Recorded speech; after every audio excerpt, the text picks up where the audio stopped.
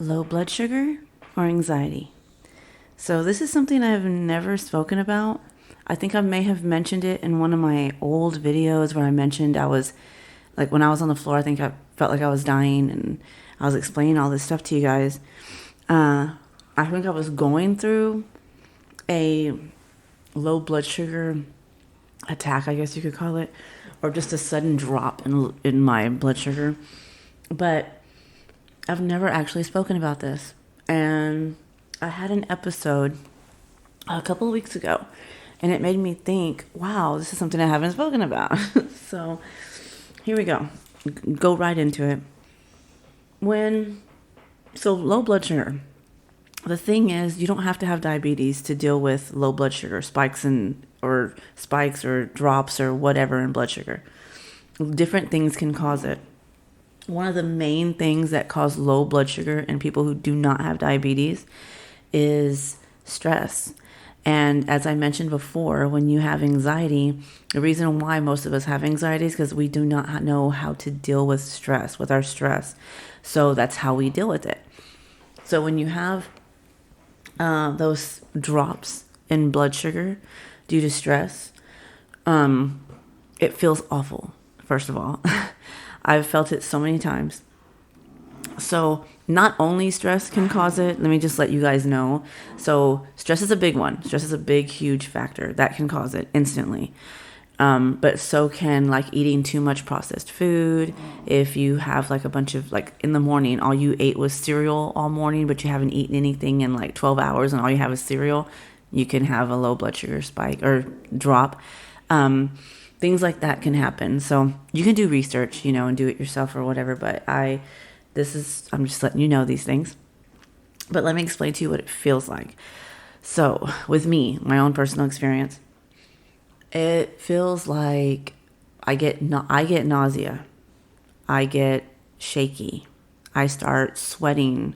Like it can be really cold in the house. It can be wherever I am, and I will start sweating, like cold sweats. Like it'll be dripping off of me, like on my neck, my face, my forehead, the back of my neck, my chest. I'll just be dripping in sweat, literally dripping in a cold sweat. I start shaking. I start feeling like I'm going to vomit. I can't even eat certain things because my mouth will instantly start to water. I start feeling dizzy. I feel like I'm going to faint. Everything starts looking weird. My heart will start racing uncontrollably. I become very ravenous. I know it's weird to be nauseated and ravenous at the same time, but this happens to me. It has happened. Become ravenous, become irritable, you become confused. Oh my goodness, all these things. And it's horrible because it happens all of a sudden out of nowhere. So this is a blood sugar drop.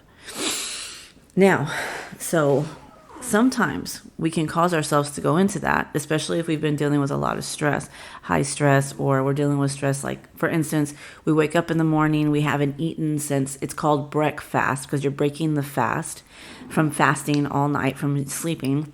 Let's say you ate at even if you ate late, like at 10 p.m., and then you wake up at, hold on. Sorry, I have puppies and they've decided to wrestle on the couch. I'm so sorry. Behind me. But anyway, what I was saying. So when we have those high levels of stress, we can easily our blood sugar can drop. Also, if we're eating a lot of processed food, which happens especially when you're depressed or have anxiety, we tend to reach for quick things or things that are going to like comfort, quote unquote, foods. And a lot of times that's just bad. Like if you grab a bag of chips all the time, or you're going to grab the cereal. Cereal is such a bad thing. The normal, regular, like everyday cereal, yeah, that's not the best thing for you to have every day. But if you have broken your fast, like I was saying, you have your last time you ate was at 10 p.m. You wake up at like 8 a.m., 9 a.m., let's just be real, 10 a.m. And it's already been, that 10 to 12 hours since you ate, and then you haven't eaten yet, and then something really stressful happens. You get into an argument with your significant other, you find out some bad news, whatever, you remember, oh my God, about something that happened yesterday or the day before. Whatever happens, you become really, really stressed. And then all of a sudden, what happens? Your blood sugar is going to drop, because from you not having food, that's another way that your blood sugar can drop. Everybody's different. Every body is different. So it depends on you and your specific situation. But these things can happen, and it can cause you to have all those crazy symptoms. And of course, if you have even one of those, it's going to cause you to have even more symptoms of just anxiety alone. So you're not only going to be dealing with the blood sugar drop, you're also going to be dealing with the anxiety and all the symptoms that anxiety brings on top of that. So that's one thing to keep in mind when you're going through stuff like this. It can be really scary, real scary. So this is what I've concluded. The way that you can tell if it is your blood sugar dropping or if it's your anxiety, one of the telltale signs is going to be that cold sweat. So what I mean by that, and it's not just the cold sweat, it'll be a cold sweat in combination with like a little bit with nausea and just an overall not good feeling.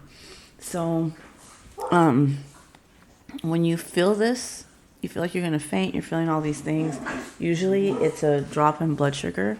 And like I said, you don't have to be diabetic to have it, to get this. And it isn't like something that's going to happen on a regular basis. It's going to happen once in a while. But if it does ever happen to you, let me explain to you what to do. So first of all, me personally, I like to sit down or lay down or something, because it just makes me feel better. So I'm not going to feel like I'm going to fall over or something. And then on top of that, you're going to want to eat something, snack on something, but you have to snack on the right things. You can't snack on processed food. You can't, things like that. So what you're going to want to do is get you can snack, like me, I'll snack on fruit. Like I'll get some watermelon. Because it's gentle. It has a little bit of sweetness to it. So it's going to bring that blood sugar up. Blueberries are good. Another thing I like to do is I'll get a slice of bread with some kind of I don't know, lunch meat or something, just something quick that you can just eat really fast. It always makes you feel better, and it will make you feel better within minutes. I'm not even kidding. Now, if it's just regular anxiety that you're dealing with, or a panic attack or just anxiety attack, then you will not typically you will not have the sweating and all of that. You will just have your typical anxiety feelings. Now, when it comes to that, most of you already know exactly what to do. You know about the breathing exercises. I've mentioned before where you snack on things like almonds. Usually bring that down. Fresh fruit actually helps too. Everything but bananas. To me, bananas make it worse for some reason. That's just me personally. So everybody deal with their own thing. But yeah, so this was just a little information I wanted to share with you guys. And like I said before, I hope everybody's doing amazing. And remember, you're not alone. And if you have any questions, leave comments. I will respond. You are a member. And yeah. But all right. Take care. Bye.